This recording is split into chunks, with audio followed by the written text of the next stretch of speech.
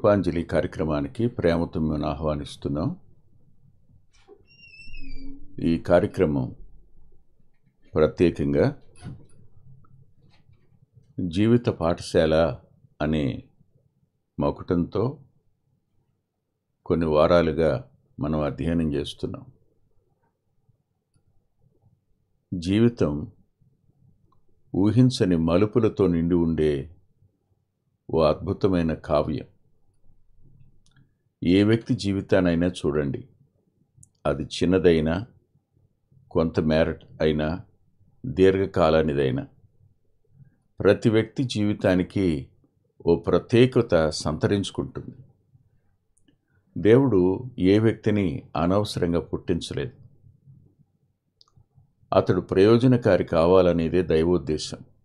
కానీ మధ్యలో అపవాది చేత చిక్కడం వల్ల మానవుడు అటు దుర్మార్గుడుగాను హానికరుడుగాను మారే అవకాశం ఉంది. దేవునికి తను తాను అప్పగించుకున్నవాడు ఉపకారిగాను మేలు చేసేవాడుగాను ఉంటాడు. ఈ జీవిత పాఠశాలలో యోసేపు గారి జీవితాన్ని అధ్యయనం చేస్తున్నప్పుడు బాల్యం తన తల్లిని కోల్పోయినది, యవ్వనంలో తండ్రి నుంచి దూరం చేయబడింది, ఇంటి నుంచి అన్నదమ్ముల ప్రేమ నుంచి ఎడబాటు నొందింది. ఇలాంటి జీవితం దుఃఖసహితమైందిగానే ఉంటుంది. ఎప్పుడు ఇలా అనుకుంటాను, కొంతమంది జీవితాలు ప్రారంభం సుఖంగా ఉంటాయి, కానీ అంతం దుఃఖంగా ఉంటాయి. కొంతమంది జీవితాలు ఆరంభం దుఃఖంగా ఉంటాయి, ముగింపు సంతోషభరితంగా ఉంటాయి.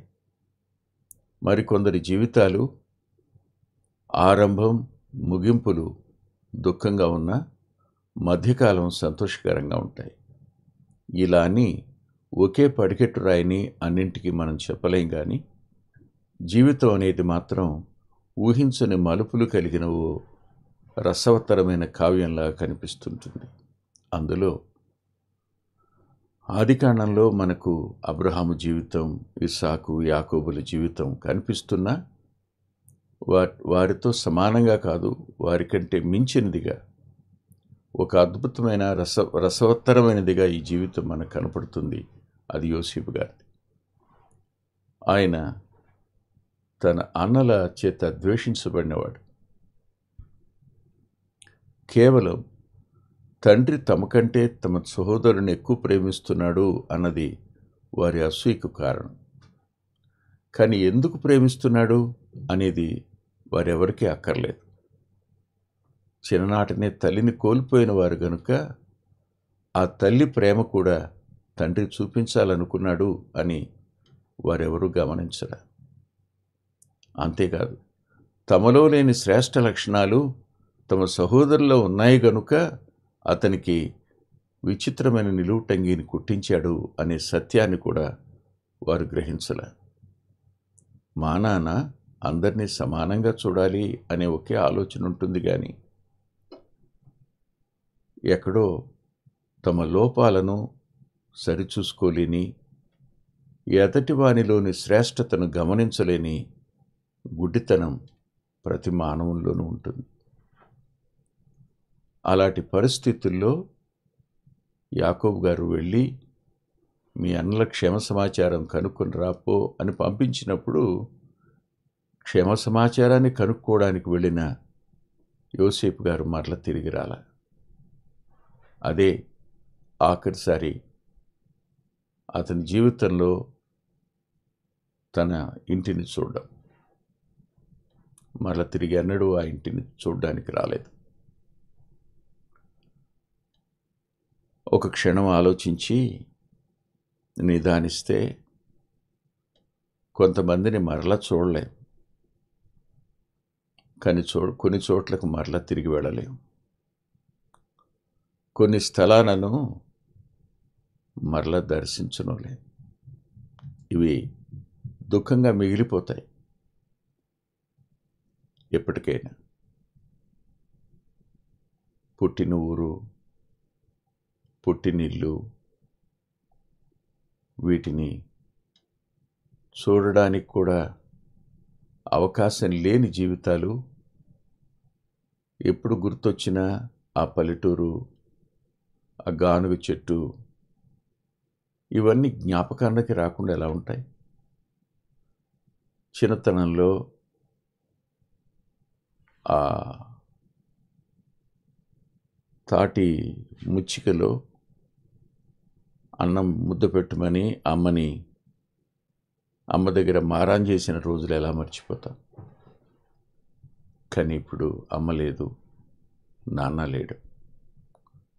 అన్నల క్రూరత్వం వల్ల అమ్మివేయబడిన యోసేపు గారు ఇప్పుడు ఐగుప్తులో ఉన్నతమైన స్థానంలో ఉన్నాడు. వీడిని చంపితే వీడి కలలు ఏమైపోతాయో చూద్దాం అని అనుకున్నారు వాళ్ళు. కానీ అండి, ఇప్పుడు వాళ్ళే వచ్చి ఆయన ఎదుట సాష్టాంగపడి నమస్కారం చేయడం జరిగింది. ఆయన బ్రతిమాలటం జరిగింది. అప్పుడు ఆయన కఠినంగా ప్రవర్తించాడు, కఠినంగా వ్యవహరించాడు. కఠినంగా వ్యవహరించటం మాత్రమే కాదు, వారిని 3 దినాలు చెరసాలలోనూ పెట్టాడు. ఆ మీదట వాళ్ళు చూస్తూ ఉండగానే బంధించినట్టు, తన చిన్నవాడిని బంధించినట్టు కూడా కనపడుతుంది. ఇదంతా ఏమిటి అనంటే, ఒకసారి నేను మీకు ఒక వచనాన్ని చదివి వినిపిస్తాను. అది కొంతమేర మనకు అవగాహనను కలుగు చేస్తుందని నమ్ముతున్నాను. దయచేసి మత్తయి సువార్త వద్దకు రండి. మత్తయి సువార్త 7వ అధ్యాయం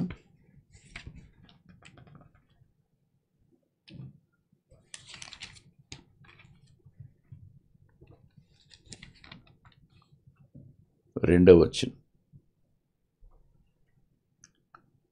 మీరు తీర్పు తీర్చు చొప్పుననే మిమ్మును గూర్చి తీర్పు తీర్చబడును, మీరు కొలుచు కొలత చొప్పునే మీకును కొలవబడును.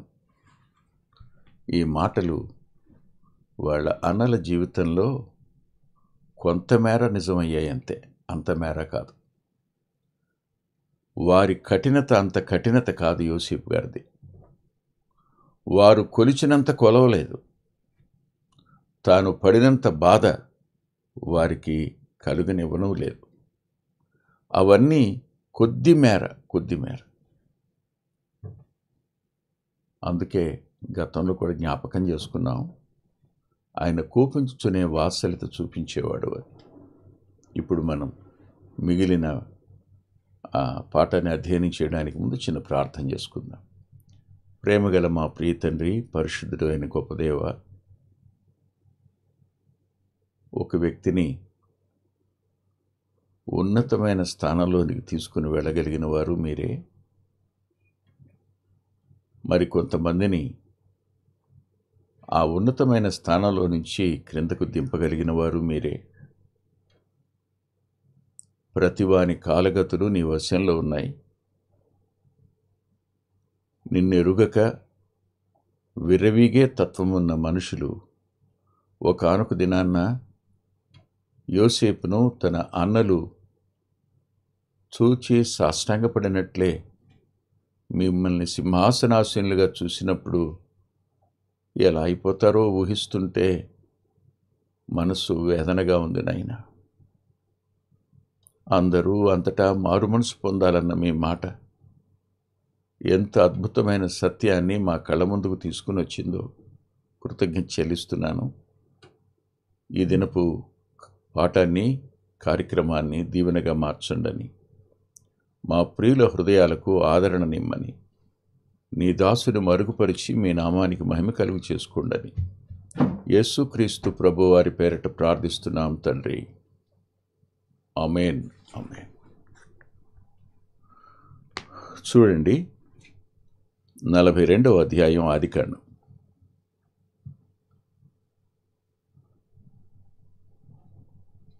ఇరవై 24వ వచనం. అతడు వారి యొద్ద నుండి అవతలకు పోయి ఏడ్చి మరలా వారి వద్దకు వచ్చి వారితో మాట్లాడి వారిలో షిమియోనును పట్టుకొని వారి కనులెదుట అతన్ని బంధించెను. 24వ వచనంలో వారి వద్దకు వచ్చి వారితో మాట్లాడి అనే మాట. ఏం మాట్లాడాడు ఆయన? ఏం మాట్లాడుంటాడు ఆయన? ఏం మాట్లాడాడో మరుగ్గా ఉంచారు, కానీ తన యొక్క అన్నల సంభాషణ యాకోబు గారు తన తండ్రితో మాట్లాడినప్పుడు ఆ మాటలు మనకు అర్థమవుతాయి. అదేమిటో చెప్తాను చూడండి. 33, 34 వచనాలు. అందుకు ఆ దేశపు ప్రభు మమ్మను చూచి, మీరు యథార్థవంతుడని దీనివల్ల నేను తెలుసుకుందును.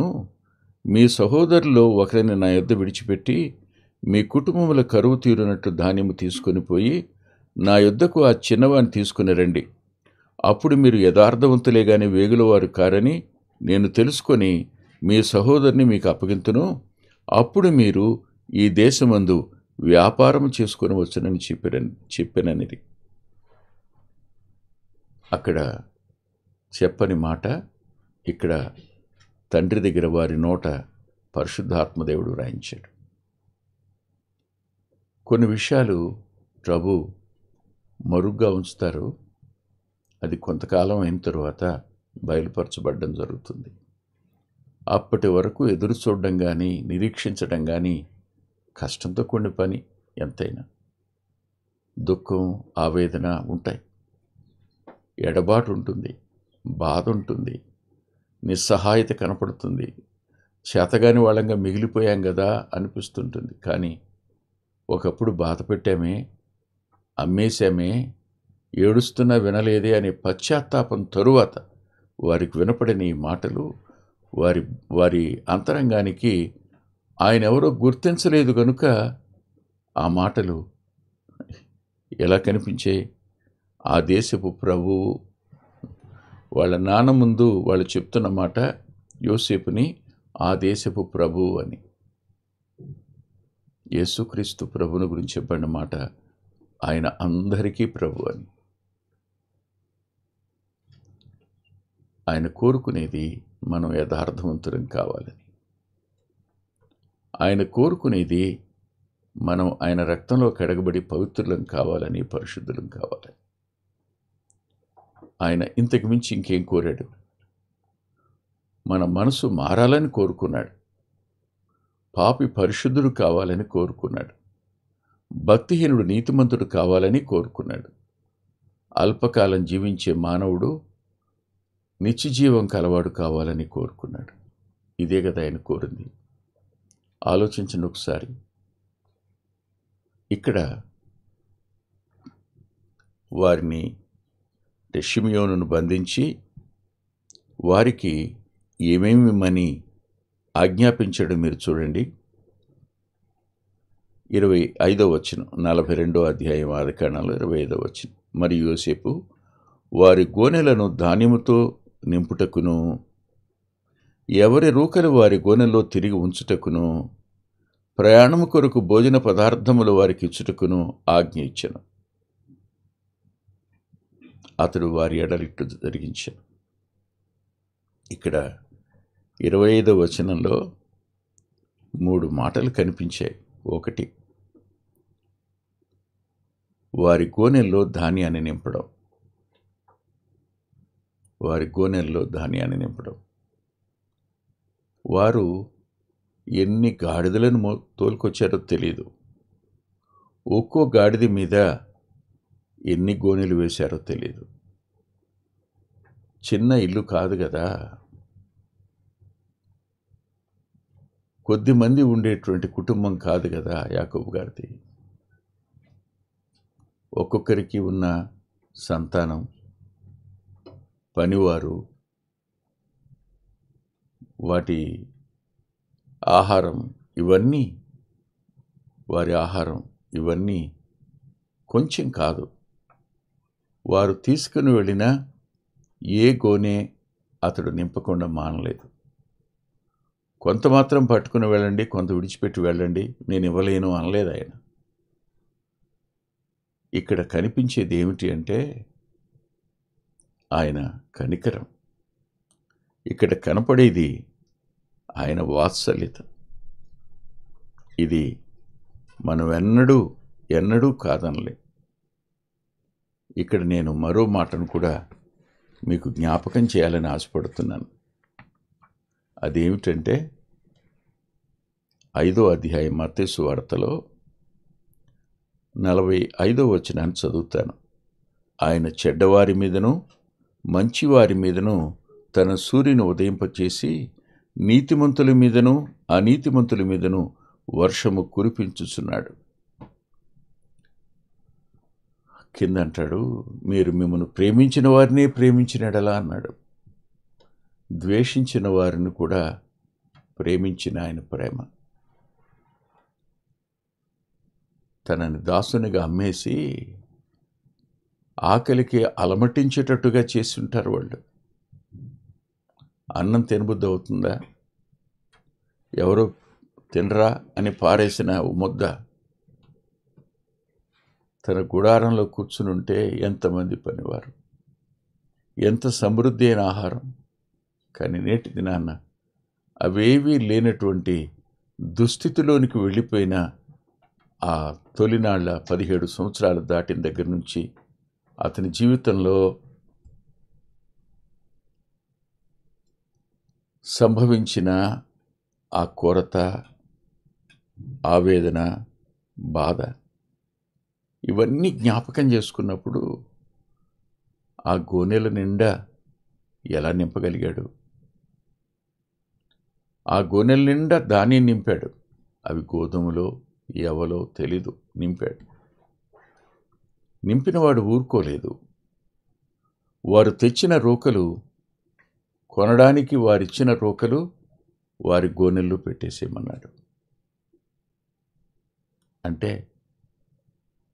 దయ అంటే అదే కదా, కృపకు అర్థం కూడా అదే కదా. ఆయన కృప చూపించటంలో విసుగని వాడు ఆయన. మంచివారి మీద చెడ్డవారి మీద కూడా దయ చూపించేవాడు, కృప వద్దకు రమ్మని ఆహ్వానించేటువంటి వాడు ఆయన. కాదనలేం. దానికి మనం తల వంచి కృతజ్ఞత చెల్లించవలసిందే. ఆశ్చర్యకరమైన సంగతి ఏమిటంటే ఈ అధ్యాయంలో మరో అద్భుతమైన విషయాన్ని మనం చూస్తాం ఈ వచనంలోని. అదేమిటంటే ప్రయాణం కొరకు భోజన పదార్థములు వారికి ఇచ్చుటకు ఆజ్ఞ ఇచ్చాను. ఎంతమంది వచ్చారు? 10 మంది వచ్చారు అనలు. కేవలం 10 మంది అనలు మాత్రమేనా? ఏమో పనివారు కూడా ఉన్నారేమో తెలియదు. గాడిదలన్నీ ఉంటే ఈ 10 మంది కోసం ఆహార పదార్థాలు, వాటన్నిటినీ ప్రయాణమై వారు వాగ్దాన భూమికి చేరేటంత వరకు సరిపడా ఆహార పదార్థాలను ఇవ్వడం అనేది ఒక దేశపు ప్రభువు చేయడం చిన్న సంగత? ఎందుకో అన్నలు తమ తండ్రితో ఆ మాట చెప్పలా. తమ తండ్రి వద్ద ఆ మాటలు చెప్పలేదు వాళ్ళు. వారు వెళ్ళి ఆగి ఆహార పదార్థాలు తింటున్నప్పుడు ఒక వ్యక్తి ఒక గోనెను తెరిచాడు. అందులో రోకలు కనిపించాయి. కనిపించినప్పుడు ఏమైందో చూడండి. కనిపించినప్పుడు ఒక మాట, ఇంతకు మునుపు ఎన్నడూ వారి నోట రాని మాట ఇప్పుడు వచ్చింది. 42వ అధ్యాయంలో ఆ మాట మనకు కనపడుతుంది. నిజంగా ఇది మనకు ఆశ్చర్యాన్ని ఇస్తుంది. అదేమిటి అంటే 28వ వచనంలో, నా రూకలు తిరిగి ఇచ్చివేసినారు, ఇదిగో ఇవి నా గోనెలో ఉన్నవని తన సహోదరులతో చెప్పెను. అంతటి వారు గుండె చెదరిపోయిన వారై జడిసి, ఇదేమిటి, దేవుడు మనకిట్లు చేసినని ఒకరితో ఒకడు చెప్పుకొండ్రి. దేవుడు అనే పదం, దేవుడు అనే మాట మొట్టమొదటిసారి వారి నోట వినపడింది. ఆశ్చర్యం. ఆలోచించండి ఒకసారి. జ్ఞానానికి మించిన క్రీస్తు ప్రేమ దైవత్వాన్ని జ్ఞాపకం చేస్తుంది. ఆయన మన ఎడల చూపించిన కనికరం, ఆయన మన ఎడల చూపించిన జాలి, వాత్సల్యత,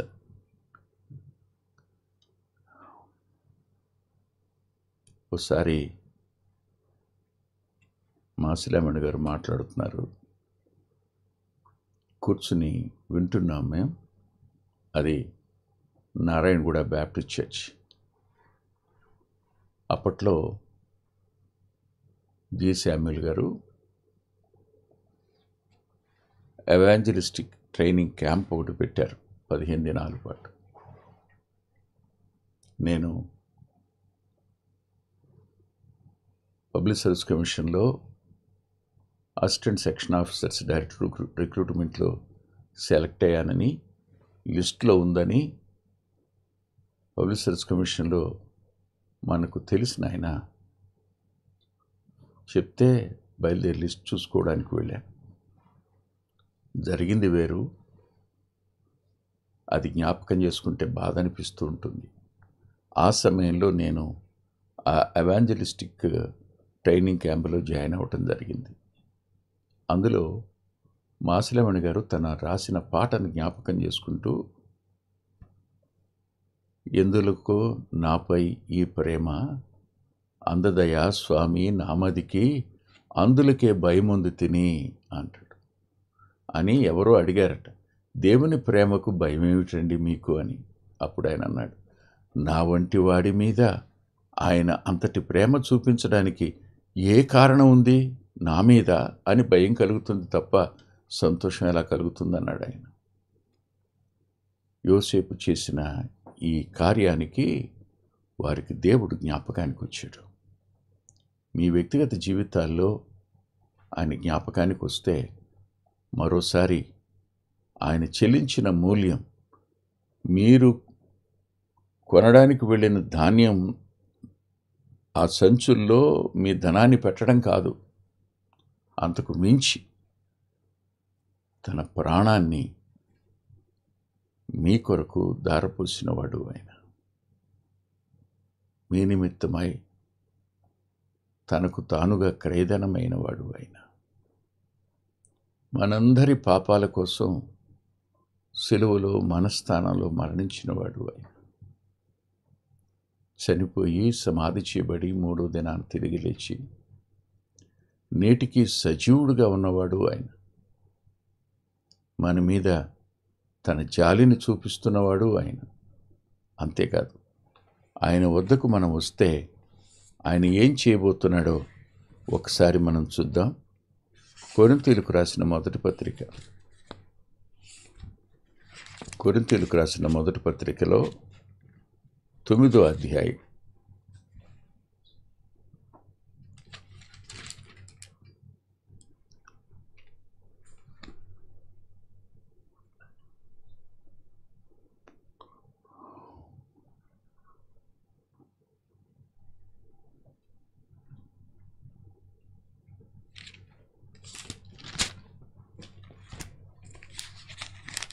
క్షమించండి 2వ పత్రిక 9వ అధ్యాయం 10, 11, 12 వచనాలు. విత్తువానికి విత్తనము, తినుటకు ఆహారము దయచేయి దేవుడు మీకు విత్తనము దయచేసి విస్తరింపచేసి మీ ప్రతి విషయంలో పూర్ణ ఔదార్య భాగ్యము గలవారగునట్లు మీ నీతి ఫలము వృద్ధి పొందించును. ఇట్టి ఔదార్యం వలన మా ద్వారా దేవునికి కృతజ్ఞతాస్తుతులు చెల్లించబడును. ఆత్మల రక్షణకు మించి కృతజ్ఞత చెల్లించడానికి గొప్ప ఔదార్య భాగ్యం ఇంకోటి ఉండదని హృదయపూర్వకంగా నమ్ముతూ తల్ల వంచి ప్రార్థన చేసుకుందాం. ప్రేమగల మా ప్రియ తండ్రి, పరిశుద్ధుడైన మా గొప్ప దేవ, ప్రత్యేకంగా విన్న మా ప్రియుల అంతరంగాలు మీ తట్టునకు ఆకర్షించబడి వారు రక్షించబడిన వారే నిత్యరాజ్య వారసులు అవడానికి సాయం చేయమని, నేర్చుకున్న పాఠాలను బట్టి కృంగిపోకుండా తిరిగి ఆయన